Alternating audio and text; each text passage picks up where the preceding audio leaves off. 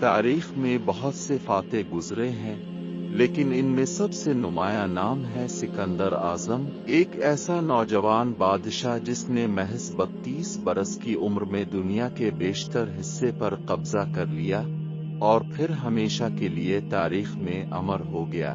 سکندر 356 قبل مسیح میں مقدونیہ کے شہر پیلا میں پیدا ہوا۔ اس کے والد بادشاہ فلپ دوم اور ماں ملکہ اولمپاس تھیں۔ بچپن ہی سے وہ ذہین اور بہادر تھا۔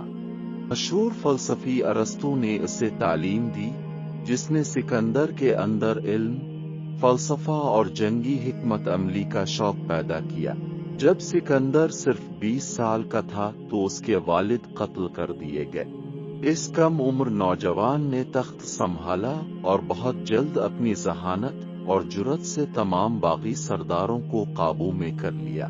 سکندر نے اپنی مہمات کا آغاز یونان سے کیا، پھر اس نے طاقتور فارس کی سلطنت کا رخ کیا۔ گرانیکوس، اساس اور بوگمیلا کی جنگوں میں اس نے عظیم فارس کے بادشاہ داریوش سوم کو شکست دے دی اور فارس کی سلطنت اس کے قدموں میں آ گئی۔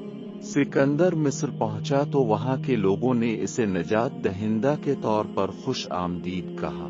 اس نے مشہور شہر اسکندریہ کی بنیاد رکھی، جو بعد میں علم و حکمت کا مرکز بنا۔ اب اس کا خواب تھا کہ وہ دنیا کے کونے کونے کو ایک سلطنت میں یکجا کر دے۔ قبل مسیح میں سکندر بئی صغیر کی سرزمین پر پہنچا۔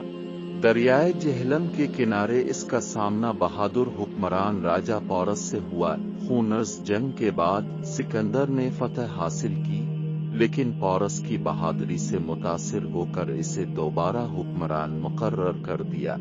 سکندر چاہتا تھا کہ وہ گنگا تک پہنچے، لیکن اس کی فوج تھک چکی تھی۔ کئی سالوں کی جنگوں کے بعد سپاہیوں نے مزید آگے بڑھنے سے انکار کر دیا۔ وہ سکندر مجبور ہو کر واپس مڑ گیا۔ 323 قبل مسیح میں سکندر بابل کے شہر میں بیمار پڑا۔ کچھ ہی دنوں میں یہ نوجوان فاتح صرف 32 برس کی عمر میں دنیا کو ہمیشہ کے لیے الوداع کہہ گیا۔ سکندر نے صرف 12 سال میں وہ حاصل کیا جو کوئی اور نہ کر سکا۔ یونان سے مصر اور فارس سے بئی صغیر تک اس کی سلطنت پھیلی۔ اگرچہ وہ دنیا کو فتح کر گیا، لیکن موت کے آگے بے بس ہو گیا۔ وہ سکندر اعظم کی کہانی ہمیں یہ سکھاتی ہے کہ طاقت اور فتوحات انسان کو امر تو کر دیتی ہیں، مگر زندگی کی حقیقت فنا